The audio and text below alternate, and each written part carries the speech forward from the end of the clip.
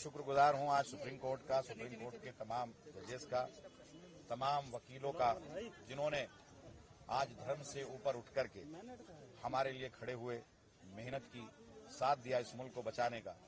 तो मैं आज हम इस फैसले से पूरी तरह से मुतमईन हैं।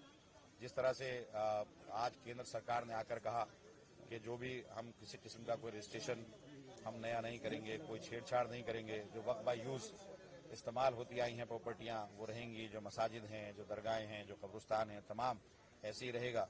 और वक्त के जो मेंबर हैं उसके अंदर भी किसी किस्म की वो छेड़छाड़ नहीं करेंगे, किसी किस्म का अपॉइंटमेंट मेंबर का नहीं करेंगे। बोर्ड नहीं सरकार की तरफ से जो समय मांगा गया तुषार मेहता की तरफ से 7 दिन का, आपको लगता है कि उस डॉक्यूमेंट कुछ ऐसे पेश करेंगे आप? 7 दिन में वो जवाब दाखिल करेंगे, उसके बाद 5 दिन हम लोगों को दिया गया है।